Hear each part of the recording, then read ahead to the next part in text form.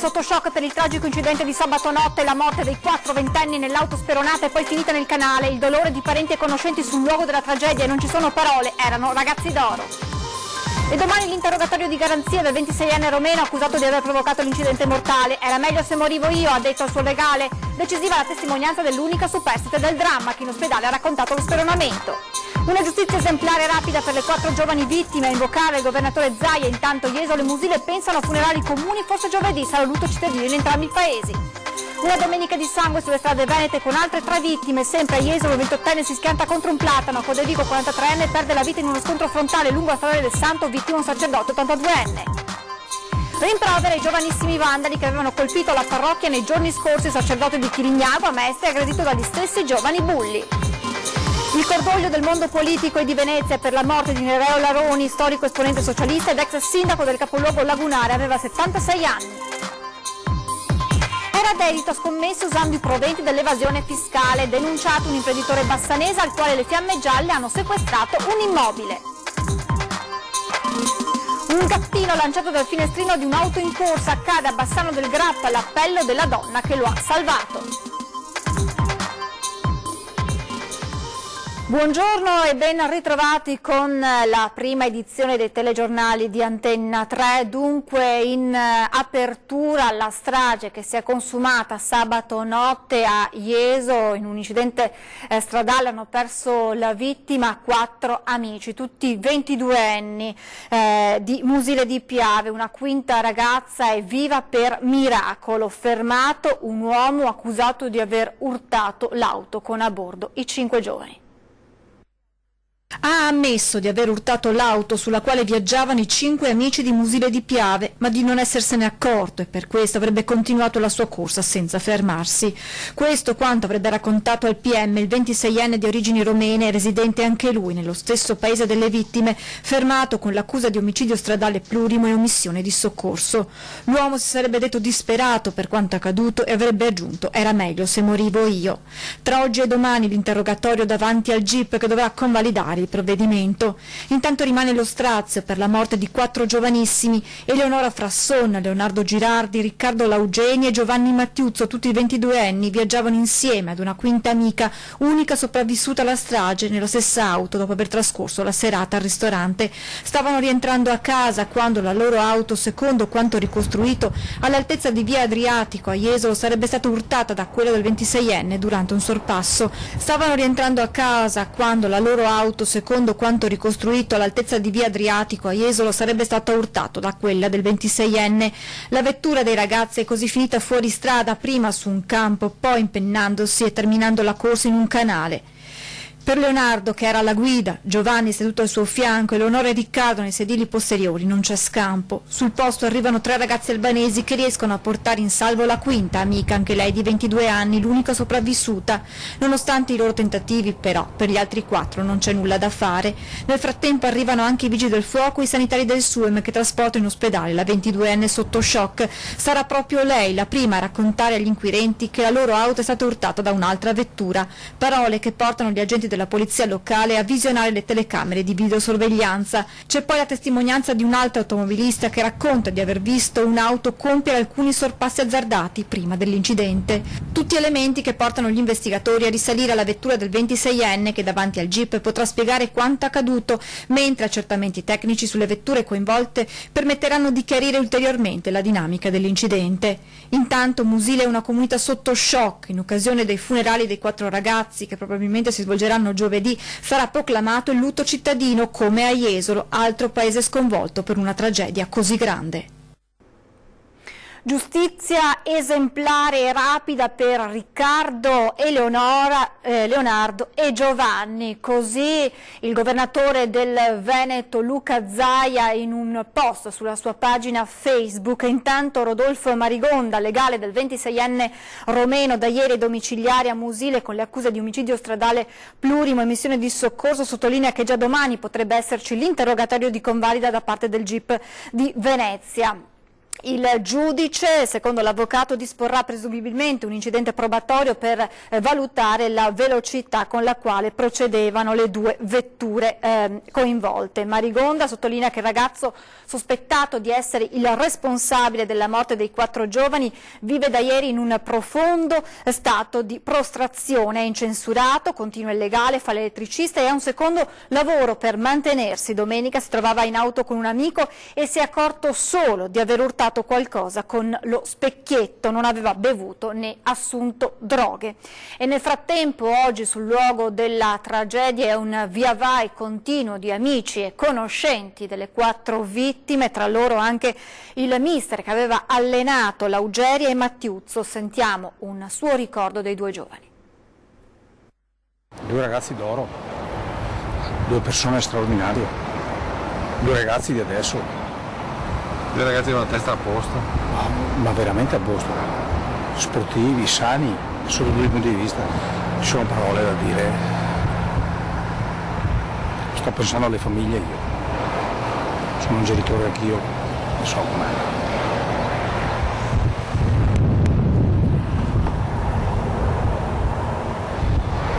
Non sono io come uomo, non è stato. E proprio in questi minuti all'ospedale di San Donà di Piave è in corso la conferenza stampa del papà dell'unica ragazza sopravvissuta alla strage che viaggiava con i 4 amici rimasti uccisi. Allora sentiamo un piccolo estratto di quanto detto dal papà.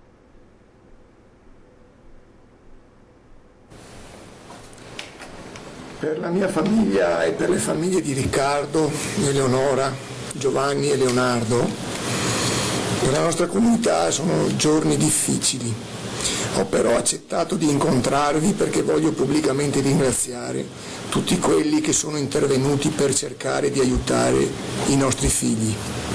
Le forze dell'ordine, i vigili urbani, i pompieri, il personale medico, infermieristico intervenuto, che sono stati veramente umani, ma anche altre persone che non conosco e che hanno cercato di essere vicini ed aiutare anche Giorgia. In particolar modo la signora che ha dato il telefonino a mia figlia per potermi chiamare nel pieno della notte. A quel ragazzo che ha cercato di agganciare la macchina per tirarla fuori dal canale, che però si è rotta la corda e quindi non ha potuto far altro, ma lo ringrazio tantissimo. Ai 2 ragazzi che si sono gettati in acqua per cercare di aiutare i nostri ragazzi. Alla ragazza che ha segnalato la presenza di una macchina che zigzagava già da qualche chilometro prima. E le persone che ci sono state vicine in modo discreto. Sono fortunato oggi perché Giorgia è qui, ma è come se avessi perso 4 figli, gli amici di una vita di Giorgia.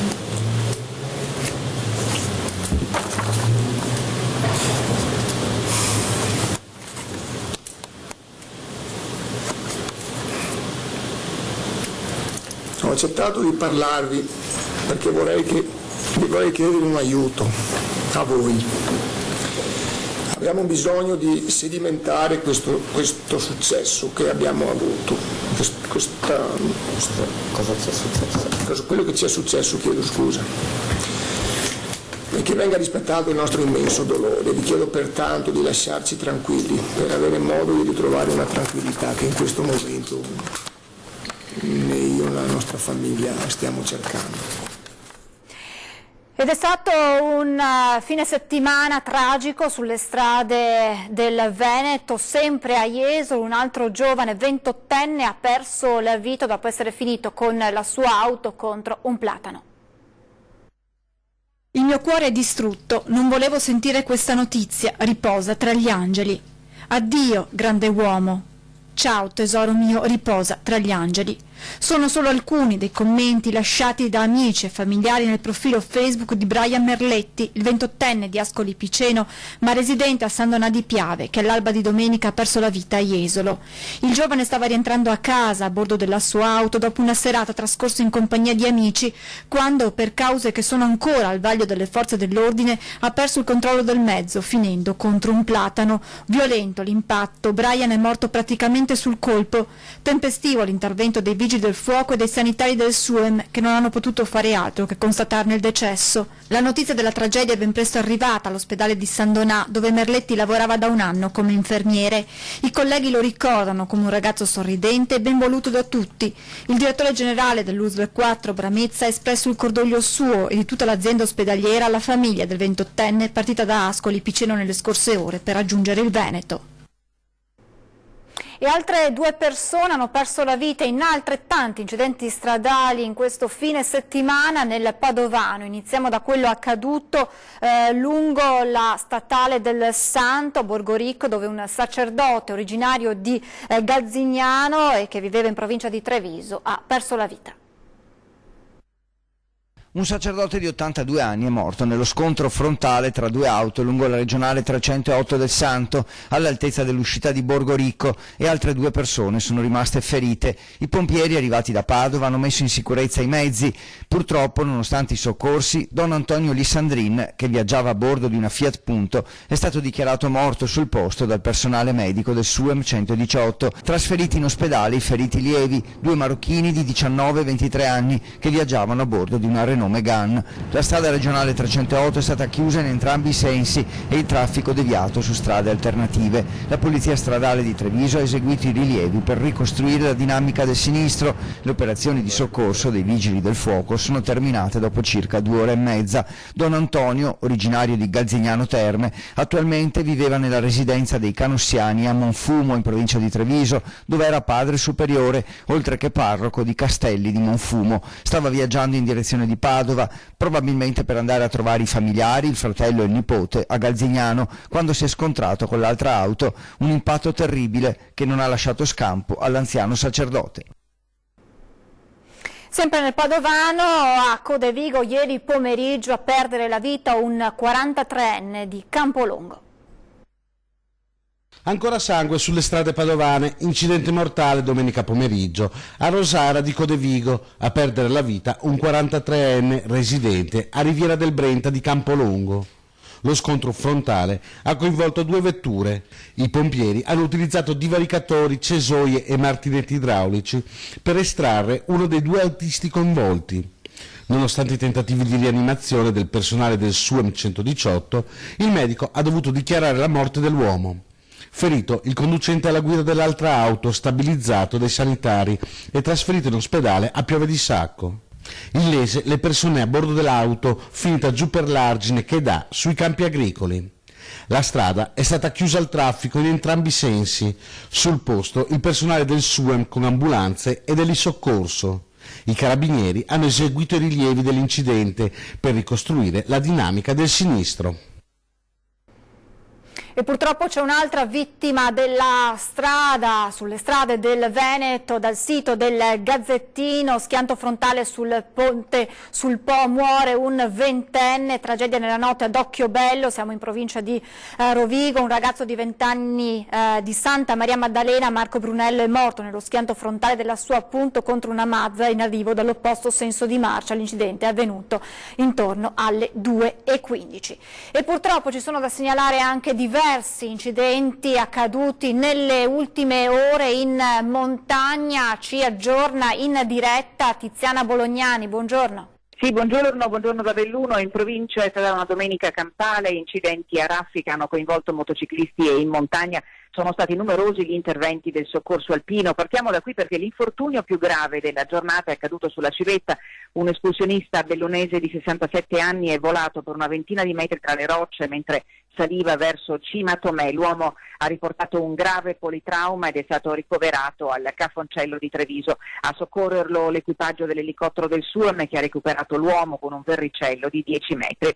In Alpagole l'ambulanza ha soccorso un 35enne di Ponte nelle Alpi caduto per una decina di metri mentre percorreva un sentiero in Val Sperlonga. L'uomo è ricoverato all'ospedale di Belluno. Ieri mattina all'alba invece si è concluso l'intervento di soccorso interrotto la sera prima a causa delle forti raffiche di vento di una coppia di alpinisti bolognesi rimasti per tutta la notte aggrappati in parete. La richiesta di aiuto era arrivata dal compagno della donna dopo che quest'ultima sulla via del rientro era stata colpita alla schiena da un sasso caduto dall'alto. Sulle strade ieri è stato un via vai costante di motociclisti, 3 di questi sono stati vittime di incidenti fortunatamente non gravi, interventi per rilievi e soccorsi sulla 203 a Gordina, a Cencenighe, sulla 251 verso la diga del Vajont e a Belluno in via Tiziano Veceglio per uno scontro tra un'auto e una moto. È tutto, a voi. Grazie a Tiziana Bolognani. Adesso invece dovremmo avere in collegamento Ilaria Marchiori che ci racconta di un parroco di Chirignago aggredito dai giovani vandali che aveva poco prima rimproverato. Buongiorno Ilaria. Buongiorno da Mestre. I continui vandalismi ma soprattutto le incursioni frequenti hanno fatto stancare il parroco di Chirignago, Don Roberto Trevisiol, fratello di Don Armando, che dal 1987 si trova nella chiesa di San Giorgio. Ha raccontato tutta la vicenda nei dettagli proprio nel foglio parrocchiale, in un testo intitolato Poveri noi. Questa settimana ho avuto a che fare con le volanti della polizia più degli ultimi 5 anni, ha detto a Don Roberto. Mentre ero al campo sono stato avvertito da chi usava il campetto che di notte i giovani vandali ne avevano fatte di tutti i colori, rompendo, sporcando, tentando di entrare nella struttura. Tra l'altro parliamo di vandalismi che vengono segnalati ormai da tempo. Tornato a casa, continua Don Roberto, ho chiamato il 113 per informarli dell'accaduto ed è stata inviata una pattuglia. Nel tardo pomeriggio poi però nel campo sono tornati gli stessi ragazzi che hanno ricominciato con l'opera di devastazione. A quel punto il parroco è intervenuto personalmente nei confronti della baby gang. Ho chiamato fuori i vandali, ha detto, li ho rimproverati aspramente, mentre qualcuno chiamava la polizia ne ho seguito uno, apparentemente il capo del gruppo, che mi insultava mentre lo inseguivo. E giovedì pomeriggio dalla parrocchia è partito un esposto al commissariato di Marghera. Poche ore dopo il parroco è stato richiamato da alcuni residenti della zona che l'hanno avvisato della presenza di altre ragazze nel campetto. Li ho chiamati, continua Don Roberto, rimproverati e uno mi ha colpito con un pugno, forse il capetto. Ho chiamato la polizia e anche questa volta ho deciso di seguire il ragazzo in una laterale di via Trieste, la nuova aggressione. Mi ha insultato dandomi del prete pedofilo, continua Don Roberto, ma io ho continuato a seguirlo e mi ha colpito con 2 potenti ceffoni. A quel punto sono arrivati gli agenti che ringrazio per la loro professionalità, consentendomi di tornare a casa. Da Mestre è tutto, restituisco la linea allo studio. Grazie anche a Ilaria Marchiori. È il momento di fermarci per una brevissima pausa pubblicitaria, tra poco.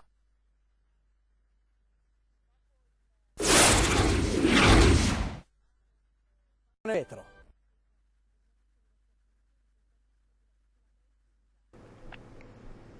Rieccoci in diretta. Mondo della politica in lutto per la morte di Nereo Laroni, l'ex sindaco di Venezia. Da diverse settimane era ricoverato all'ospedale di Mestre. Si è spento poco dopo le 9 di domenica mattina all'ospedale All'Angelo di Mestre. Nereo Laroni è scomparso a 76 anni al termine di un ricovero durato un mese. Nonostante 2 riusciti interventi di chirurgia vascolare, le sue condizioni si erano aggravate nelle ultime ore. Nato a Malcontenta nel 1942, socialista da sempre, laureato in lettere, fu inizialmente insegnante alle scuole medie, dopo il licenziamento da operaio per aver aderito ad uno sciopero nella fabbrica in cui appena maggiorenne aveva preso il posto del padre deceduto. Laroni ha segnato profondamente la vita politica veneziana, soprattutto degli anni '80. Di Venezia fu assessore e sindaco dal 1985 al 1987, quindi deputato europeo eletto a Bruxelles nel 1989. Passata la bufera Tangentopoli, Laroni viene eletto consigliere regionale per il nuovo PSI nel 2005. Sarà rieletto anche nel 2010 dopo aver lasciato il partito ed essersi avvicinato a Forza Italia. Muore a poca distanza da Gianni De Michelis, con cui condivise una passione politica che li ha accompagnati fino all'ultimo. Era dedito a scommesse usando i proventi dell'evasione fiscale, denunciato un imprenditore bassanese al quale le fiamme gialle hanno sequestrato un immobile.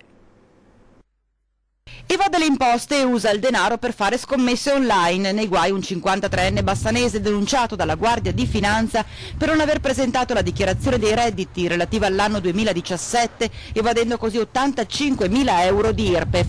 Sequestrata parte di un immobile, sede della ditta individuale dell'indagato, formalmente intestato a una SRL interamente partecipata dallo stesso, utilizzata di fatto come schermo giuridico per rendere difficile l'identificazione dei suoi beni. Le fiamme gialle, nello specifico, hanno controllato l'anagrafe tributaria dei conti gioco, un elenco delle persone intestatarie di un conto per il gioco e le scommesse che evidenzia i cosiddetti giocatori incoerenti, come l'imprenditore 53enne. Sono emerse nei suoi confronti anomalie tra i redditi dichiarati e le ricariche effettuate sui conti per le scommesse. Il sequestro preventivo finalizzato alla confisca operato sui beni dell'indagato ha permesso di tutelare a beneficio dell'erario l'effettiva somma evasa.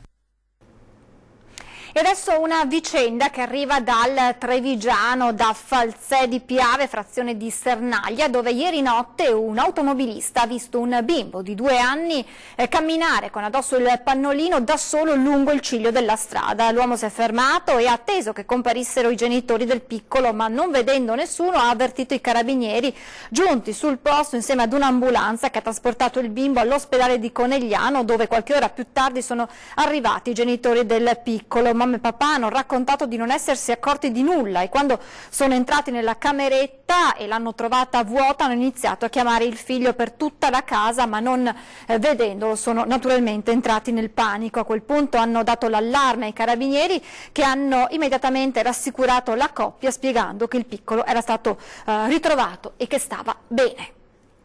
Parliamo adesso del fiume Piave, sacro alla patria e ai veneti, che con dispiacere avevano appreso che con il passaggio in Friuli di Sappada anche le sorgenti avevano cambiato regione. Ora uno studio approfondito da parte di una commissione di esperti riporta le sorgenti nella nostra regione. Il Piave è veneto, anche se Sappada e il relativo tratto sotto al Peralba è diventato friulano. A stabilirlo lo studio del professor Dal Paus su richiesta del governatore del Veneto Luca Zaia, avanzato oltre un anno fa. Lo spunto per ristabilire la sorgente del fiume sacro alla patria e ai veneti parte dalla constatazione che ci sono più fonti che concorrono alla portata del fiume e quasi tutte in Val Visdende. Perché il Piave dovrebbe proprio partire dalla Val Visdende? Perché la superficie drenata da questo ramo della Val Visdende è maggiore di quella drenata dal ramo che sale verso Sappada. Perfetto. E questa potrebbe essere una motivazione. Generalmente, a parità di altre condizioni, una maggiore estensione della superficie comporta anche una maggiore portata, però questo bisognerebbe verificarlo con delle osservazioni sistematiche. In genere si stabilisce per sorgente la fonte principale, ovvero quella che per il Piave, sottolinea il professor Dal Paus, al momento viene impropriamente chiamata cordevole. Del resto la decisione di stabilire la sorgente nel territorio oggi friulano è degli anni 30 del secolo scorso, da parte di una commissione davvero poco tecnica. Nel 1936 mi sembra, una commissione stabilì che dei 2 rami del Piave, quello di Sappada chiamiamolo, e quello della Val Visdende, doveva essere considerato come sorgenti del Piave quello che era in testa al ramo di Sappada, ma bisogna dire che questa fu una decisione probabilmente presa sulla base di giustificazioni anche di carattere politico. Ora, con studi più approfonditi e soprattutto fatti da esperti, il risultato è ben diverso, anzi porta le sorgenti dove già gli austriaci le avevano indicate. Sono carte storiche. Io adesso faccio riferimento a una carta del periodo austriaco, e poi questa definizione di Piave di Val Visdende nelle carte più recenti è scomparsa, tant'è che in alcune carte quel ramo è chiamato cordevole di Val Visdende. non si capisce perché. Soddisfazione da parte del governatore Zaia, che ha chiesto questa commissione per ottenere un giudizio terzo da parte di luminari di riconosciuto valore ed evitare dispute campanilistiche e antistoriche. E adesso l'appello di una donna che ha salvato un gattino lanciato da un'auto in corsa. Cosa è successo a questo micio? Niente, stavo passeggiando qui dietro con i miei cani e ho visto una macchina fermarsi e una cosa buttata giù. Siccome buttano sempre immondizie, pensavo fossero quelle. Poi ho sentito sto miagolio, perciò ho chiamato il mio amico Paolo, sono venuta a prendere la gabbia trappola, siamo stati lì un po' di ore, tante. Il gattino era disidratato perché con sto caldo. Comunque siamo riusciti a prenderlo. Se non ci fosse stata la signora Fiorenza, questo micio non sarebbe certamente qui. Lo avevano lanciato da un'auto in corsa nella zona fra Bassano e Romano d'Ezzelino e la bestiola è già fortunata a non essere morta nell'impatto con il suolo. Fine che purtroppo hanno fatto molti altri gattini negli ultimi giorni. Purtroppo è una brutta abitudine di delinquenti che... Cioè io dico, uno non deve per forza amare gli animali, però se li prende se ne deve prendere cura.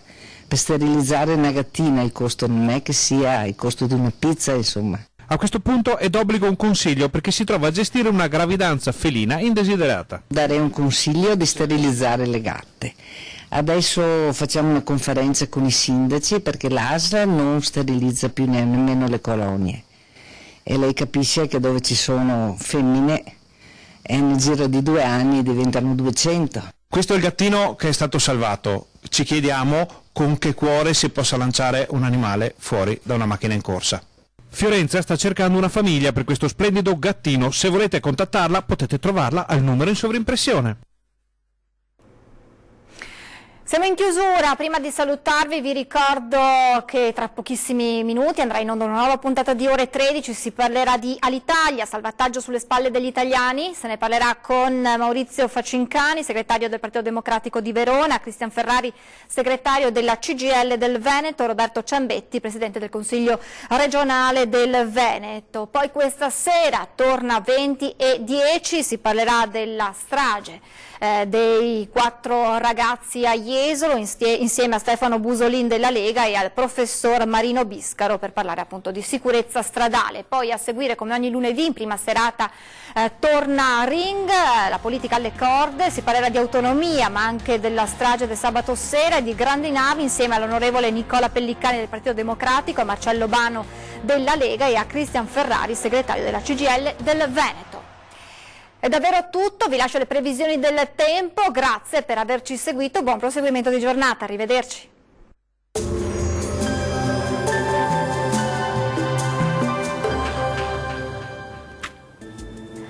Benvenuti al Meteo. Inizio di settimana con condizioni di tempo sostanzialmente stabile sul nostro territorio. Il sole insomma non mancherà affatto. Vediamo il dettaglio di lunedì 15 luglio.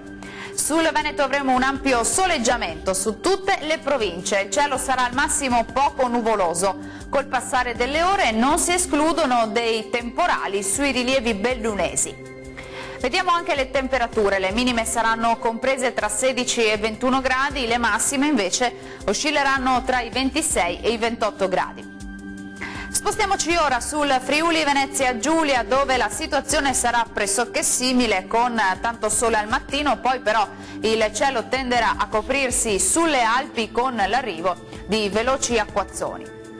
Temperature minime tra 17 e 21 gradi, massime tra 27 e 28 gradi. Uno sguardo infine al Trentino Alto Adige, dove avremo un bel tempo soleggiato ovunque, salvo per occasionali piovaschi pomeridiani, specie sui settori meridionali della nostra regione. Temperature minime tra 18 e 19 gradi, massime sui 30 gradi circa. Dal meteo di Antenna 3 è tutto, vi do appuntamento al prossimo aggiornamento. Arrivederci.